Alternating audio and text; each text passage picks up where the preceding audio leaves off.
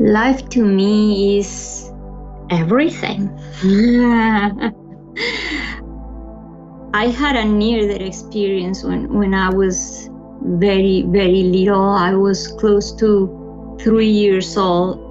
And just starting from there, it was for me the realization that I was eternal and that each one of us is eternal, that this was just a continuation, that we were just changing, to say something, costume, dress, clothing, but we were eternal and that we were made of light, life.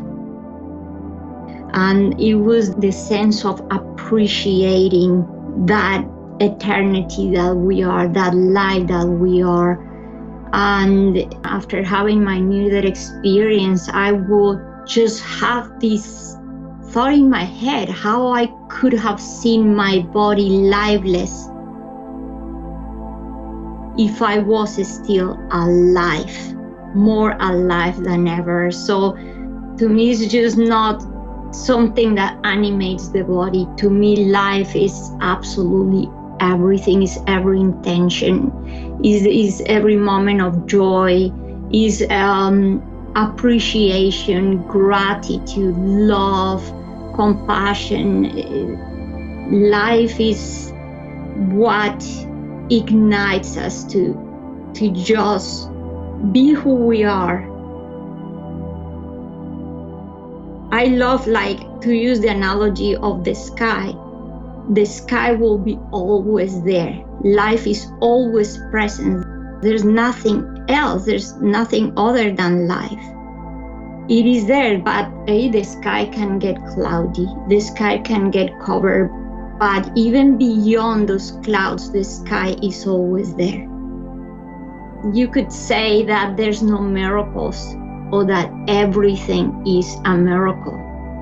Because, I would come and ask them, is this a miracle? People say that this is a miracle. People say that this other thing is a miracle. And they say everything is a miracle. The fact that we are alive is a miracle.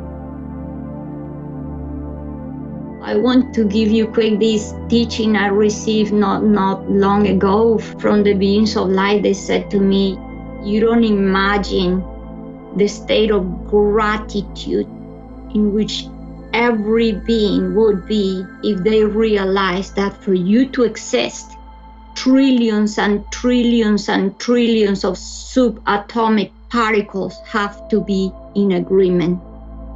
They say you are a divine intention. To me, freedom is to be your authentic self. How can you get to that? How you can get to the sky that is not filled with clouds? How can you touch the sky of who you are? The only way to get there, Valeria, is to go back to the place where you're able to calm your mind. The true nature of who we are is spaciousness, is calmness, is that clear sky, is that open sky, is that presence that is always there.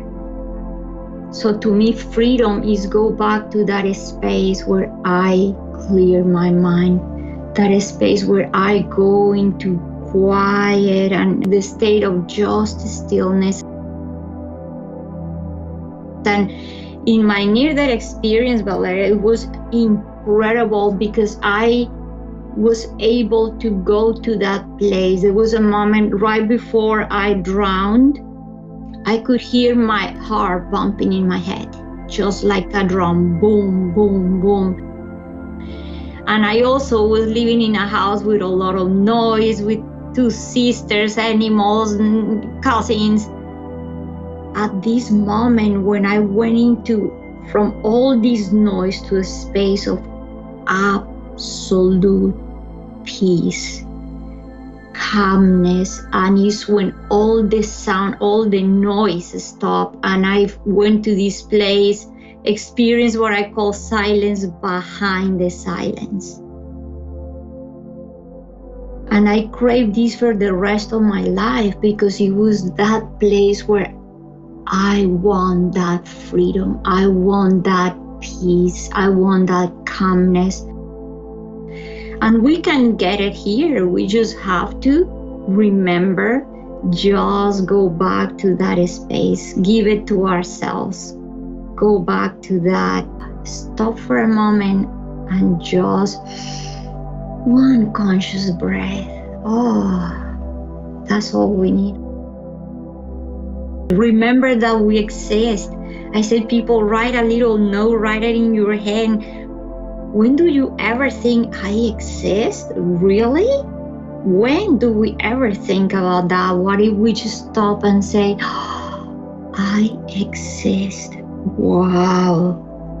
This is amazing what this can do for our subconscious mind that has been so conditioned to think that we are not good, that we're not good enough, you're not doing it good. What about if every time that we have awareness for whatever it is, say, oh, I was angry today. I am aware that I was angry. Good job. So, wow, now we're giving a gift to ourselves, and that feels good. And the more we teach ourselves to feel good, then we reprogram ourselves to be more calmer, more open, and then we're opening that door to freedom.